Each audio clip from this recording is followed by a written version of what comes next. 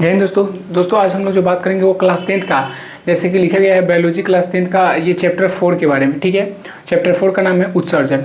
जैसे कि मतलब कि एनसीईआरटी और भारतीय वन का बात किया जाए तो एनसीईआरटी में जैव कर्म पोषण परिवहन श्वसन, जैव कर्म पोषण श्वसन परिवहन और उत्सर्जन, ये चारों चैप्टर एक में दिया रहता है, लेकिन भारतीय वन में इसको बांट दिया गया है अलग अलग करके। तो वही हम लोग जैव कर्म पोषण हो गया, उसके बाद सेकेंड श्वसन हो गया, थर्ड परिवहन हो गया, चौथा उत्सर्जन। तो आज उत्सर्जन के बारे में पढ़ेंगे, ठीक है ना। इसके पिछले वाला जो चैप्टर था जिसका नाम था परिवहन, उसमें देखे थे कि कैसे आहार नाल में पाचन के बाद भोजन अवशोषित होकर परिवहन द्वारा कहाँ तक पहुँचता था, कोशिकाओं तक पहुँचता था।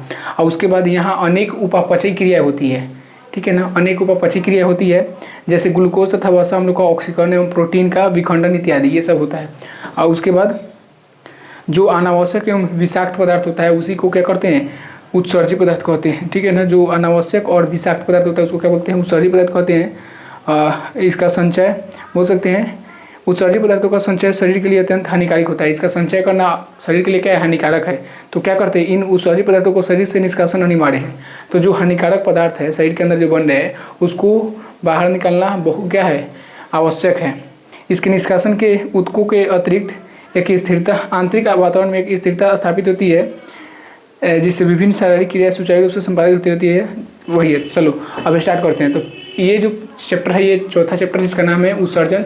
पिछले वाला परिवहन था, तो परिवहन में हम लोग देखे कैसे जैसे उसके बाद जो विषाक्त पदार्थ जो बचता है उसको बाहर निकालना क्या है, विषाक्त बोल सकते हैं या हानिकारक पदार्थ, उसको बाहर निकालना आवश्यक है। तो वही उत्सर्जन के माध्यम से, ठीक है ना। तो उत्सर्जन, तो पहला इसमें टॉपिक जो आता है वो आता है उत्सर्जन के बारे में कि आखिर उत्सर्जन क्या होता है।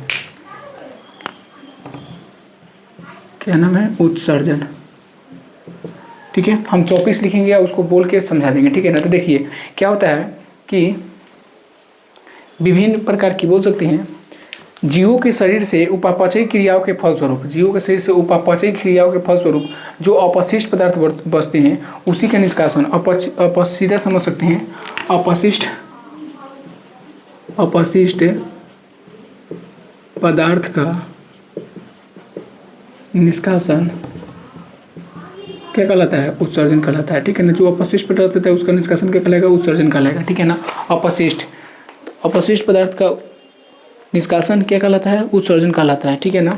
अब देखिए अब उत्सर्जी पदार्थ क्या होते हैं, कि उत्सर्जी पदार्थ क्या होते हैं, उसके बाद उत्सर्जन अंग, ये सब के बारे में, ठीक है। तो उत्सर्जी पदार्थ, अब क्वेश्चन आता है इसके बाद उत्सर्जी पदार्थ,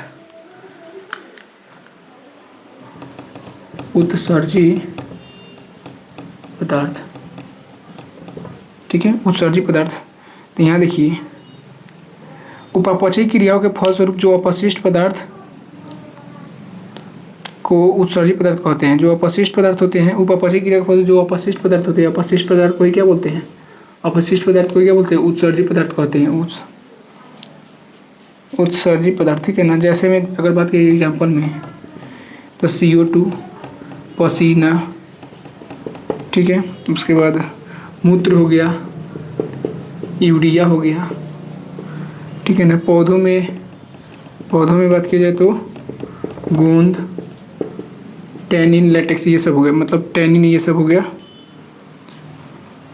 अब देखिए उत्सर्जी अंग का बात की जाए, उत्सर्जी अंग कि कौन कौन से माध्यम से उत्सर्जी अंग करते हैं, उत्सर्जी अंग क्या है, ये क्वेश्चन अगर है तो देखिए जो अंग उत्सर्जी पदार्थ को शरीर से बाहर निकलते हैं, जो उत्सर्जी पदार्थ होते हैं जो शरीर से क्या करते हैं, बाहर निकलते हैं, उसी को क्या बोलते हैं, उत्सर्जी अंग बोलते हैं। तो अगर मनुष्य में बात की जाए उत्सर्जी अंग के बारे में तो उत्सर्जी अंग कहते हैं, जैसे में अगर बात की जाए तो त्वचा, फेफड़ा, बड़ियात, यकृत, बड़ियात बोल सकते हैं, यकृत, वृक्क इत्यादि भी हो सकते हैं। ये सब क्या करते हैं, मतलब कि उत्सर्जी पदार्थ को बाहर निकलते हैं। ये सब उत्सर्जी अंग का नाम है और उत्सर्जी पदार्थ को क्या करते हैं, शरीर से बाहर निकलते हैं। अब देखिए मनुष्य में पाए जाने वाले उत्सर्जी अंग के कार्य क्या है, मनुष्य में जो उत्सर्जी अंग पाए जाते हैं उसके कार्य क्या है उसको लिखना है, ठीक है ना।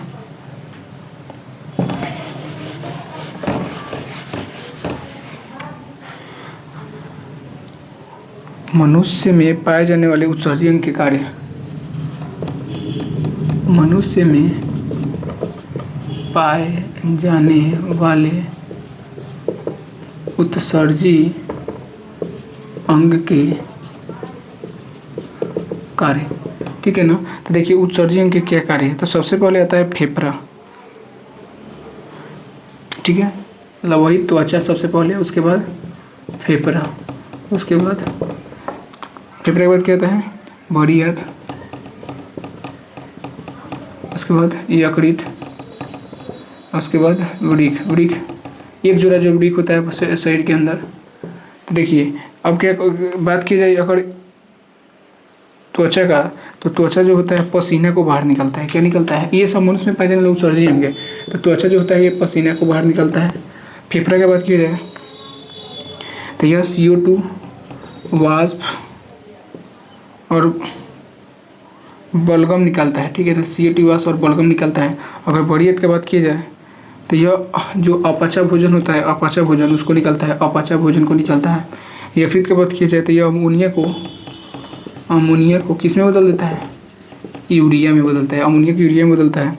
अगर वृक्क की बात की जाए तो यह यूरिया और पेशाब का उत्सर्जन करता है। यह यूरिया और पेशाब जो होता है उसी का उत्सर्जन करता है। कौन, वृक्क। ये यूरिया और किसका उत्सर्जन करता है, पेशाब का, ठीक है ना। तो ये मनुष्य में पाए जाने वाले उत्सर्जी अंग थे, जैसे त्वचा, फेफड़ा, बड़ी आंत, यकृत, वृक्क, ये उत्सर्जी अंग है।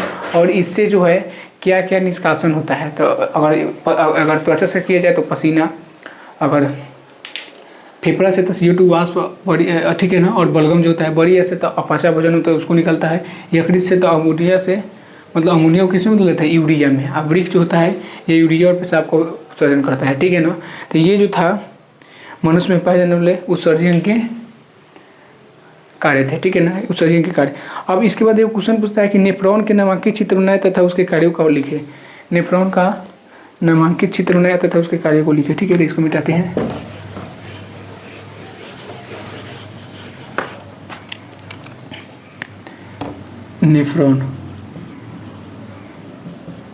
नेफ्रॉन का नामांकित चित्र बनाए तथा उसके कार्यों को लिखे। तो सबसे पहले अगर चित्र बनाएंगे, नेफ्रॉन के नामांकित चित्र बनाए तथा कार्य को लिखे, तो सबसे पहले चलिए इसको किताब से देखिए चित्र बनाते हैं। देखिए यहाँ पे सबसे पहले नेफ्रॉन का चित्र बनाने के लिए यहाँ पे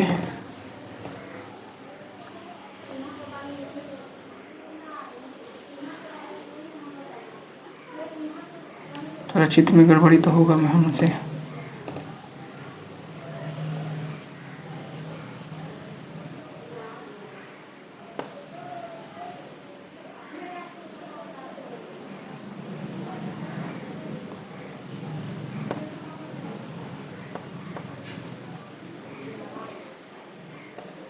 चित्र बना सकते हैं इसे।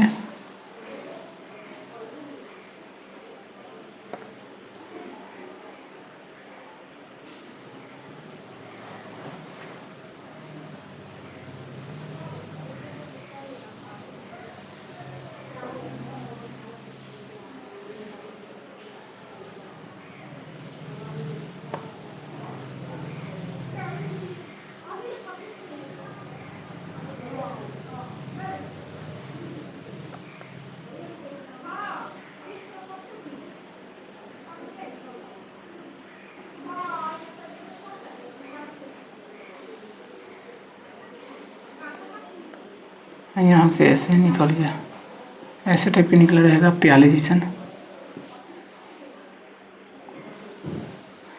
टाइप का ऐसा रचना रहेगा, ठीक है ना। यहाँ से ऐसे निकला हुआ है प्याले जैसा, इसका नेफ्रॉन बोल सकते हैं, ठीक है ना। ठीक है, ये नेफ्रॉन ऐसे आपको बनाना है। मेरा चित्र 4.2 जो चित्र है उसको बना लेना है। तो नेफ्रॉन का नाम चित्र बनाते हैं, उसके कार्यों को लिखना है, ठीक है ना। ये प्याले जैसी इसी टाइप का रचना रहेगा, ठीक है ना। तो इसका चित्र बना लेना है और उसके बाद देखिए उसके बारे में थोड़ा सा लिखना है, नेफ्रॉन के बारे में। देखिए नेफ्रॉन प्रत्येक वृक्क में लगभग मतलब शरीर के अंदर दो गो वृक्क, मतलब एक जोड़ा वृक्क होता है, 2 किडनी। वृक्क मतलब किडनी समझना, 2 किडनी, ठीक है ना। तो प्रत्येक वृक्क में लगभग 10 लाख नेफ्रॉन होते हैं। कितने लाख? छोटे जो हम लोग नंगी आंखों से नहीं देख सकते, इसको देखने के लिए माइक्रोस्कोप ये सब की जरूरत पड़ेगी। तो इसको 10 लाख, एक वृक्क में कितना लाख? 10 लाख नेफ्रॉन होते हैं। और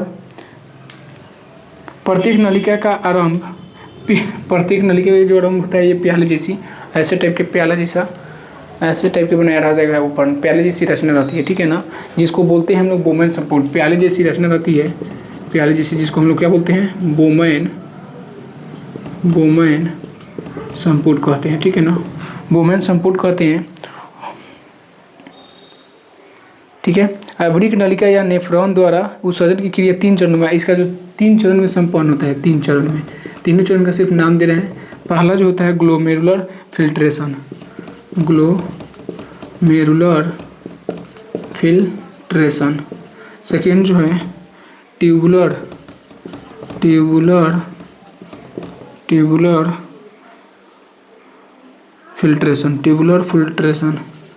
फिल्ट्रेशन। थर्ड जो है ट्यूबुलर स्रवण,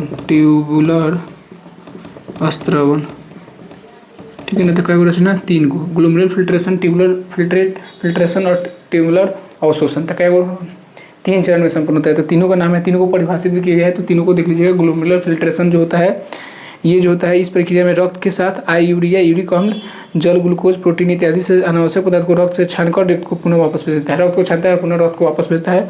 ट्यूबुलर फिल्ट्रेशन में ग्लोमेरुलर फिल्ट्रेशन रक्त को छानने समय पोषक तत्वों को भी छान देता है, जो पोषक तत्व होता है उसको भी छान देता है। पुनः अवशोषण होता है, मनुष्य इसी रूप से, इसी विधि से सारा ग्लूकोज पुनः शोषित होता है, ठीक है ना। तो पुनः अवशोषण नाम ही अवशोषण या इसका फिल्ट्रेशन बोल सकते हैं। और ट्यूबुलर स्रवण में जो होता है, कभी कभी नलिकाओं के कोशिका से कुछ उत्सर्जित पदार्थ भी निकलकर फिल्ट्रेट में मिलकर ब्लाडर मूत्र का निर्माण करते हैं। ब्लाडर मूत्र नलिकाओं से होता हुआ मूत्राशय में जाकर जमा होता है, और मूत्राशय से जाकर जमा होता है, फिर मूत्र मार्ग से द्वारा समय समय पर क्या होता है, मतलब कि बाहर निकल जाता है, ठीक है ना। तो ये 3 को चरण, एगो ग्लोमेरुलर फिल्ट्रेशन, ट्यूबुलर फिल्ट्रेट और ट्यूबुलर स्रवण। तो ये नेफ्रॉन का नामांकित चित्र है। प्रत्येक वृक्क में लगभग 10 लाख नेफ्रॉन होते हैं, अगर दोनों का बात की जाए तो 20 लाख से अधिक। उसके बाद बोल सकते हैं कि ये एक प्याले जैसी रचना होती है, जिसको बोमेन संपूर्ण कहते हैं, 3 चरण में संपन्न होता है। तो ये देखिए, उसके बाद इसको थोड़ा चित्र को बना सकते हैं, इसको उतार सकते हैं।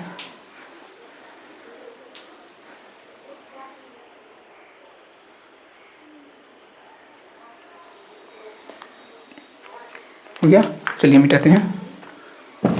उसके बाद आता है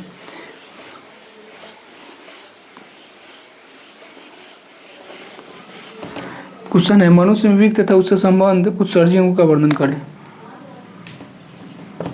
मनुष्य में वृक्क मतलब किडनी तथा उससे संबंध उत्सर्जी अंगों का वर्णन करें।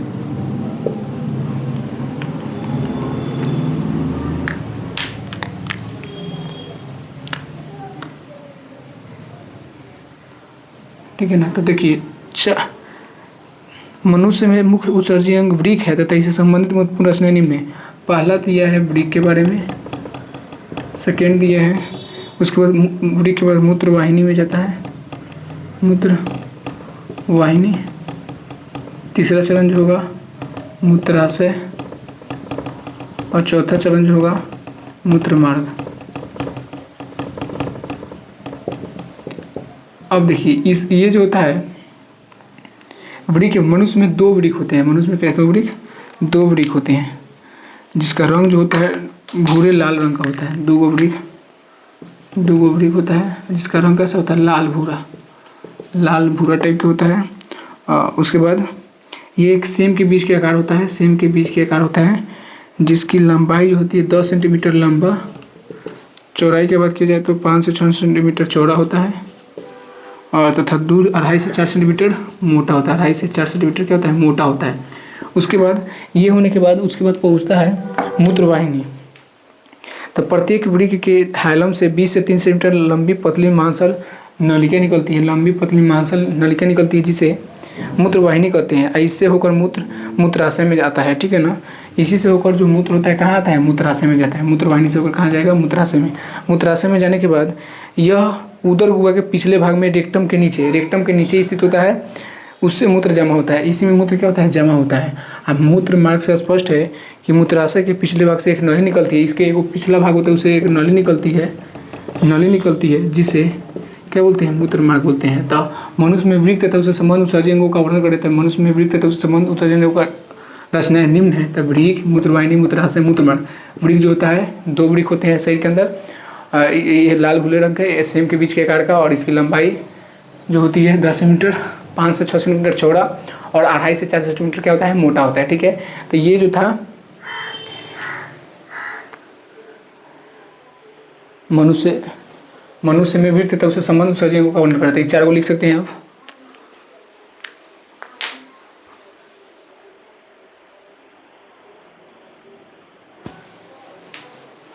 चलिए अब इसको हटाते हैं।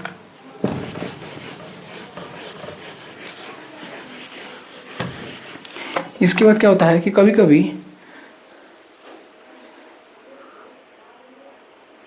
कभी सामान्य से अधिक उच्च रक्तचाप या संक्रमण या मधुमेह मतलब डायबिटीज या चीनी रोग जिसको बोलते हैं, इसके कारण क्या होता है, वृक्क जो होता है क्षतिग्रस्त हो जाता है।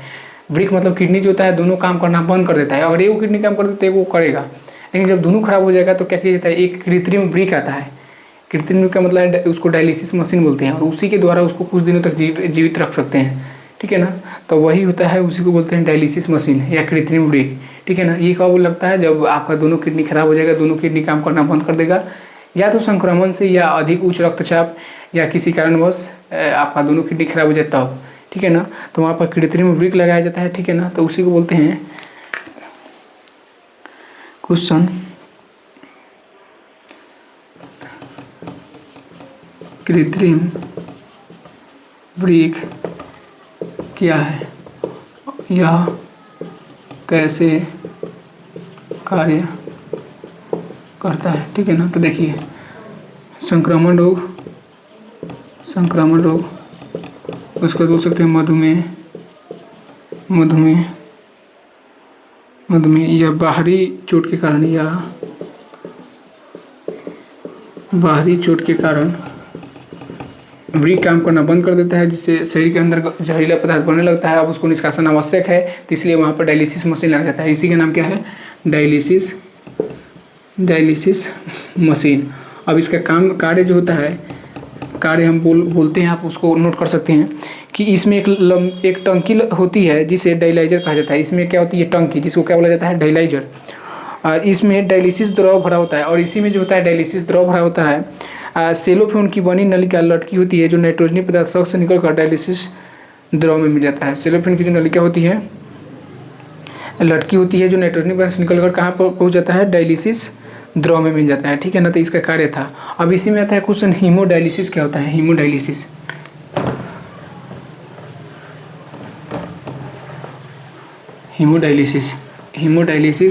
बहुत आसान है, क्वेश्चन है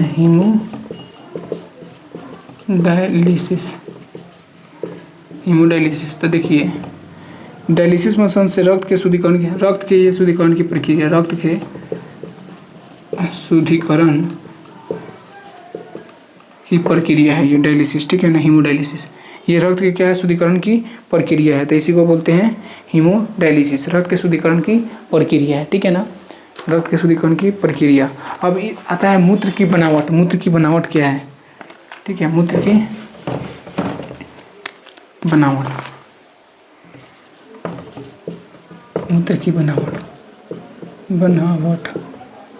तो पॉइंट है इसका। सबसे पहले इस मूत्र जो होता है, इसमें जल होता है, यूरिया होता है और सोडियम क्लोराइड होता है।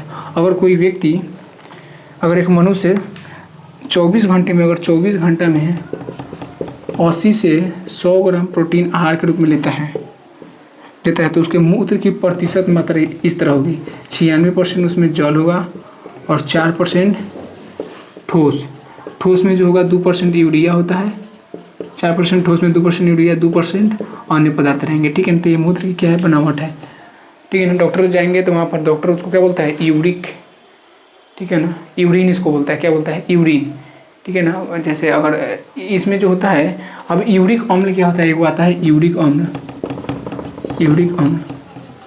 तो 100 मिलीलीटर अगर रक्त में इसकी सामान्य मात्रा 100 मिलीलीटर रक्त में जो होती है, 100 मिलीलीटर रक्त में 2 mg से 3 mg तक यूरिक अम्ल होती है, और प्रतिदिन करीब 1.5 से 2 ग्राम यूरिक अम्ल जो होता है मनुष्य मूत्र जो होता है उत्सर्जित होता है, ठीक है ना। मूत्र का जो पीला रंग होता है ना, पीला रंग एक यूरोक्रोम होता है। यूरोक्रोम क्या होता है? यूरोक्रोम। और यूरोक्रोम के कारण ही मूत्र का जो रंग होता है कैसा होता है? पीला होता है। अब यही अगर ज़्यादा पीला होने लगे तो उसको किससे दिखाना चाहिए? डॉक्टर से संपर्क करना चाहिए, ठीक है ना। डॉक्टर उसको देखकर, ठीक है ना, उसको यूरिन बोलता है और उसके बाद उसका इलाज, ठीक है ना। तो ज़्यादा लेकिन पीला रंग किसी कारण होता है? तो यूरोक्रोम के कारण जो होता है मूत्र का रंग कैसा होता है?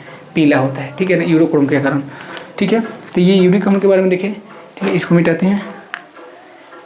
जल, यूरिया और सोडियम क्लोराइड से मूत्र की बनावट हुई है और इसमें अगर 24 घंटे में 80 से 100 ग्राम प्रोटीन लोगे आहार के रूप में लेंगे तो उसमें 96% जल रहता है और 4% ठोस रहता है। और वो ठोस में 2% यूरिया और 2% क्या रहता है? अन्य पदार्थ रहता है, ठीक है ना। अब ये देखिए मनुष्य में, पौधों में कैसे उत्सर्जन होता है? टॉपिक्स है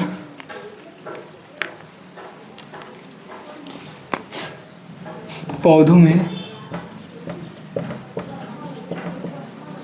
उत्सर्जन। देखिए इसको समझिए जैसे पौधों में उत्सर्जन के लिए कोई विशेष अंग नहीं है।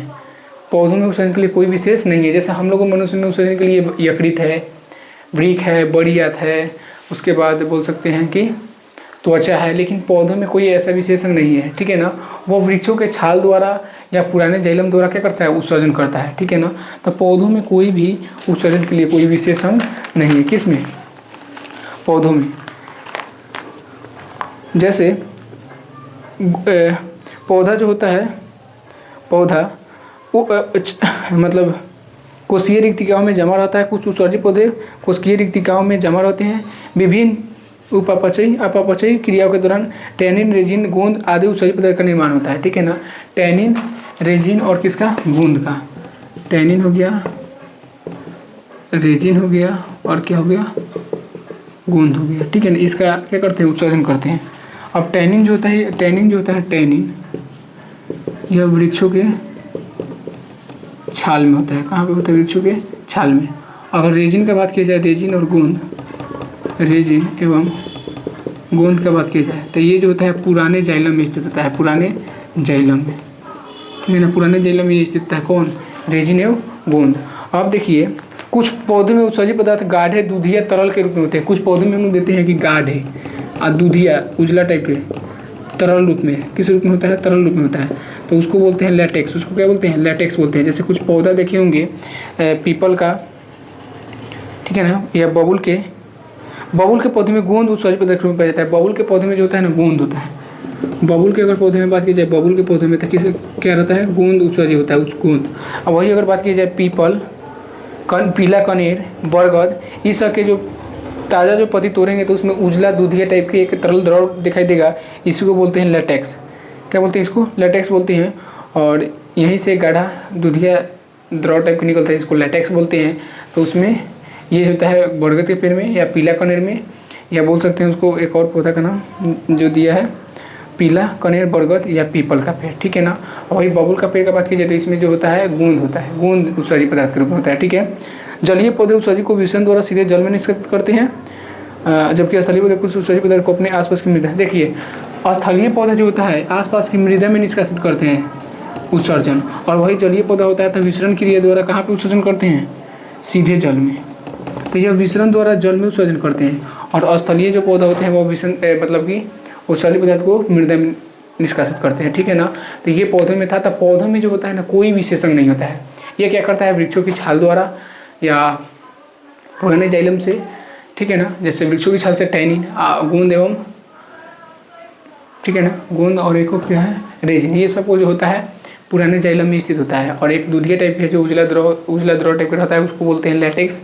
ये हो गया पीला कनेर तोड़ते हैं या बरगद का, ये सब में देखते हैं उसको देखने में। बबुल के पौधे में गोंद होता है। तो कोई इसमें विशेष अंग नहीं है। जिस तरह हम लोगों में विशेष अंग है उस तरह पौधों में विशेष अंग नहीं होता है, ठीक है ना। उसके बाद स्थलीय पौधा जो होता है, स्थलीय पौधा या उत्सर्जन जो होता है मृदा में करता है, और वही जलीय पौधा जो होता है विसरण क्रिया द्वारा जल में विसर्जन कर देते हैं, ठीक है ना। तो ये हम देखे हैं क्लास 10th का केमिस्ट्री का चैप्टर 4 उत्सर्जन, और इसको हम पूरा वन शॉट में क्लियर कर दिए। बहुत ही कम देर के वीडियो में पूरा चैप्टर पढ़ा दिए, ठीक है ना। तो आप उसको देख सकते हैं। मेरी जो भी हम बोले हैं उसको आप लिख सकते हैं, ठीक है, सिर्फ पढ़ाई की इसमें बात हुआ है, मतलब पढ़ाई सीधे इसलिए कम देर का वीडियो बनाए। और ठीक है, इसको लिख भी सकते हैं, समझ सकते हैं, क्योंकि ये बहुत छोटा चैप्टर था। इसके बाद पाँचवा चैप्टर नियंत्रण एवं समन्वय शुरू करेंगे, आज या कल से ही स्टार्ट हो जाएगा, ठीक है ना। तो आप इसको देख सकते हैं। तब तक के लिए धन्यवाद।